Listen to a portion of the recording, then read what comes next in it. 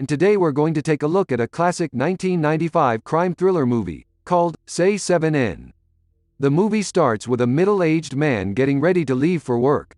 The scene shifts at a murder scene where the man, named Detective Somerset, is analyzing the site and considering every point. As he's observing the scenario, another man joins him and introduces himself as Detective Mills. Afterwards, both of them leave the apartment block and Somerset offers Mills to go to a bar in the heavy downpour, so they can have a chat about the general things. Mills rejects his offer and later defends himself by recalling his usefulness in the homicide department, but Somerset simply shuts him off, stating that for the next 7 days he should hold his horses. The next morning, Detective Mills wakes up, as his beautiful wife lay asleep in his arms. After getting up, he starts to suit up when suddenly he receives a telephone call. After jotting down the essential information, he engages intimately with his wife, who complains about the disturbance at the dawn of the day. Afterwards, Mills stands in the heavy rainfall as Somerset takes out his stuff from the car's trunk. After collecting it, both of them follow a policeman to a dark, dingy and musty apartment. Upon entering it, they arrive in a room where they find an oversized, huge feature of a man, seated on a chair with his face dumped in a spaghetti bowl. The detectives start to observe every single aspect with their torches. Mills starts passing on his remarks non-stop as Somerset inspects the whole scenario with silence. He sits down to see the fat guy's hands and feet, overstuffed, hemorrhaged and tied up with wires. Somerset starts taking notes while Mills discovers a bucket full of hideously smelling vomit under the table. In the meantime, a doctor comes on the scene and declares the fat guy, the most obvious fact, as dead. The detectives drive back to the morgue where the coroner explains the abnormal situations of the victim and concludes that the man actually burst to death, partially due to overeating. Upon moving towards his head, they notice significant bruises. Mills deduces that they're from a gun pushed into his head and declares it a homicide. Later, the detectives meet with their superior to discuss the case. Somerset requests to get reassigned, but the head simply rejects by stating that Somerset has only 6 days till retirement and this would be his last case. As for Mills, he gets involved in a personal dispute with Somerset. The head shuts him off and asks him to leave. Meanwhile, Somerset gets stuck cleaning up the fat guy. The scene then shifts to a hotel where the district attorney is giving a press conference. On the back end, Mills moves through the people and arrives at the crime scene. This time, it's a homicide in an apartment, with the word "greed" etched on the carpet with the victim's blood. Back at his office, Somerset's name is getting scraped off from his front door. His superior enters the office to inform him about the death of Eli Gould, an esteemed lawyer. Somerset ignores him, so the superior leaves while providing him with a glass jar containing small pieces of plastic. Somerset gets attentive upon the detail as he gets told that these pieces were fed to the victim. Curious as he was, Somerset visits the apartment to investigate. As he moves around observing the details, he notices deep slashes in the wooden floor. He then takes out the pieces of plastic and comes to see that astonishingly, the pieces fit right in the slashes. Charged by the curiosity and the intensity of the situation, he pulls apart the fridge and sees a note behind it. On the wall, "Gluttony" was written with grease and under it, a paper note containing a verse from a poem. Next day at the office, Somerset presents the note stating that it's from the poem Paradise Lost by Milton. His superiors stare at him with attentiveness as Somerset concludes how greed and gluttony are 2 from the 7 deadly sins. Intelligently, he declares that they should wait for 5 more on the way. After leaving the office, Somerset makes his way to a grand library where the guards were playing poker. He takes out several books from the racks regarding the 7 deadly sins and their aftermaths. Throughout the night, he goes through the books and observes the illustrations depicted in them. He also writes a note for Mills to read these books as well. As a guide for later, he photocopies many of the pages and after he's done, he leaves the library. The following morning, Detective Mills runs to his car in heavy rain. A policeman comes up to his window and provides him with briefed-out versions of the books that Somerset mentioned. Afterwards, he comes to his newly assigned office, which was previously owned by Somerset. Mills enters to see him seated at the table, but he gets up as Mills moves in with his stuff. As they start to work on their things, Mills gets a call from his wife and she asks to talk to Somerset. Mills is astounded at her motive and watches in disbelief as his wife talks to his partner.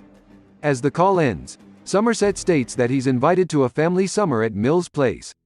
That night, as Somerset knocks on Mills' door, he gets introduced to his wife, Tracy. She invites him in and he settles down. Afterwards, they sit at the dinner table in awkward silence. Tracy tries to small talk, but it doesn't lead anywhere. In the meantime, the table starts shuddering and the whole house starts to vibrate as if it's being hit by a massive earthquake. Somerset starts to get restless, but Tracy assures him it's just the subway that rattles up the whole house. Following a brief silence, Somerset cracks a joke and everyone bursts into fits of laughter. After the dinner, the detectives analyze pictures of Eli Gould's homicide. One specific detail catches their attention: the blood-stained picture of Mrs. Gould, who wasn't there during the incident. After a thorough discussion, they decide to meet Gould's wife in search of any clues or indications. That night, they visit her apartment. Mrs. Gould plunges into grief and cries out with all her heart as Mills hands her the pictures. They try to dig out some details from her, but she simply states her inability to think and conclude. But suddenly, she notices a change and tells them that a painting on the wall is upside down. This statement raises their curiosity and they thank her for the assistance. The scene then shifts to Eli Gould's apartment where they take off the painting to find nothing there. They both watch in disappointment as the wall is empty and so is the backside of the painting itself. Somerset rips apart the canvas but finds nothing. Mills gets frustrated upon having zero leads, but Somerset climbs up the table and scrubs off the wall with a brush.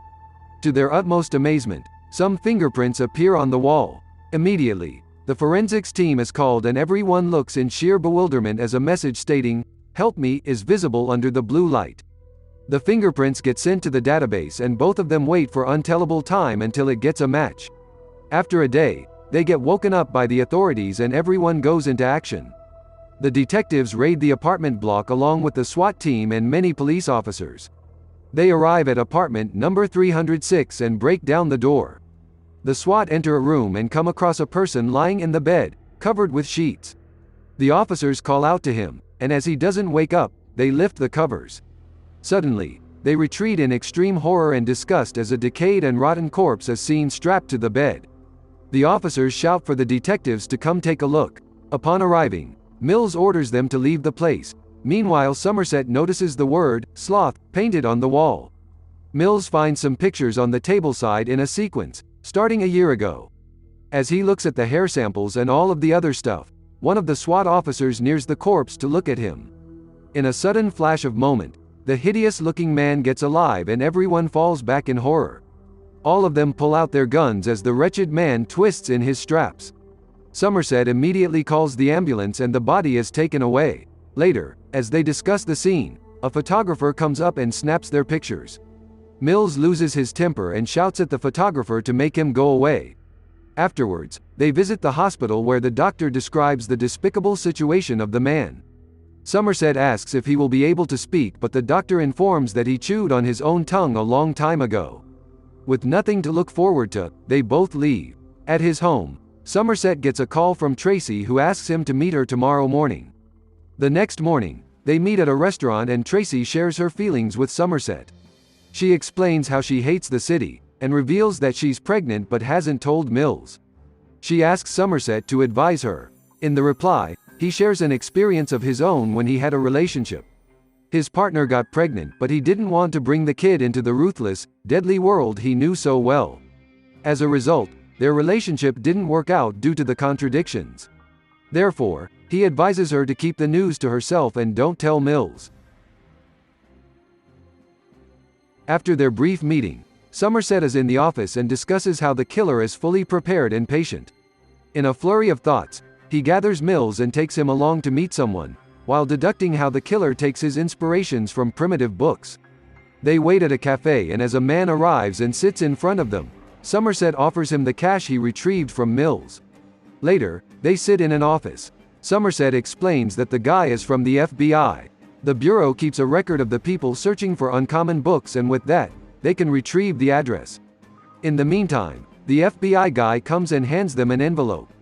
They travel to the location and are about to open the apartment when a man arrives at the end of the hall. He stops dead in his tracks and just as they notice him, the man shoots at them and runs down the stairs. Mills and Somerset dive the bullets and start to chase the culprit. Mills runs down the stairs where he encounters a bullet from the killer. They get involved in a cat and mouse chase as Mills runs after him, crossing the apartments and going door to door. Following the chase, he gets out of the apartment block, in the rain. Upon proceeding, he gets attacked by the man. Blood drips from his face as Mills goes down. The killer puts the gun to Mills' head as he lay there helplessly.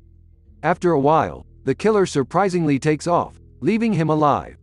Just in the meantime, Somerset also arrives and they both go back to the apartment upstairs. After a heated argument, Mills breaks the door and they go inside. Upon examining the apartment, they find it laid with ritualistic impressions.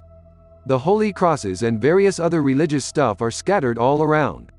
Mills comes upon a dark room containing photos of the victims, whereas Somerset finds notebooks containing the killer's thoughts and notes, his whole life poured into words.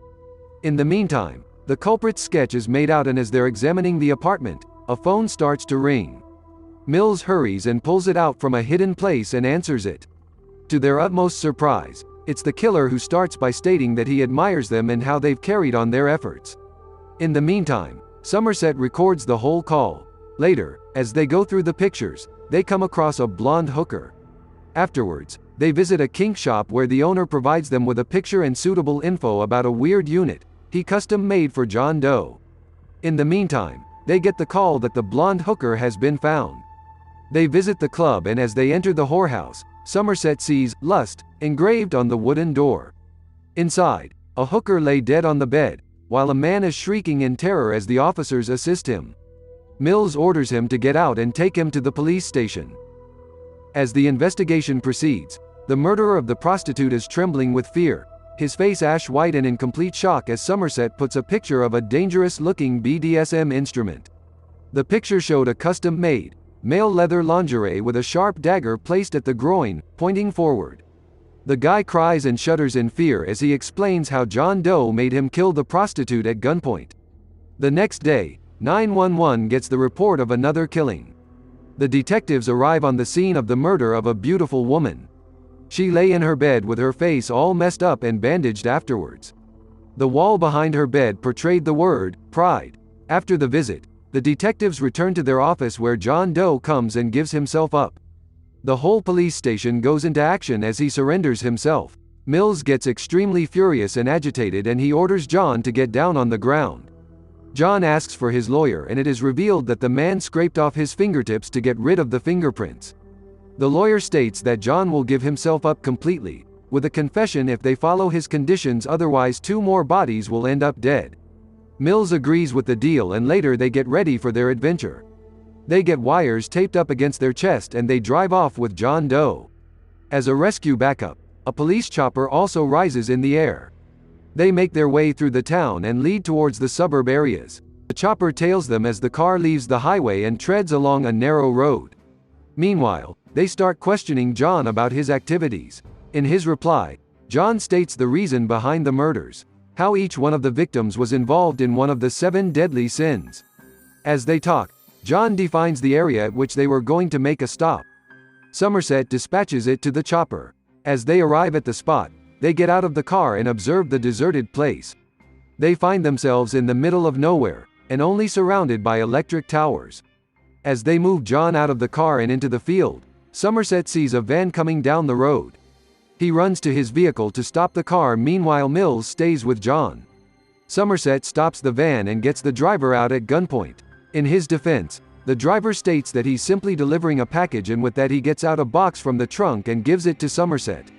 As the driver runs off, Somerset slowly cuts open the box and immediately backs off in terror.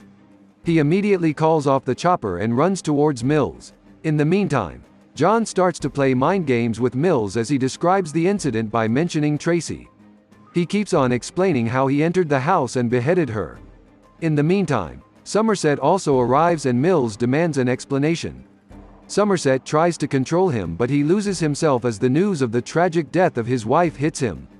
Mills goes into even deeper grief as he gets to know she was pregnant. In sheer indignation, he shoots John in the head as Somerset's efforts to stop him go in vain. Afterwards, we get to know that all the 7 sins are reprimanded, and the movie ends in tragedy as Mills leaves in depression and Somerset silently states that the world is worth fighting for.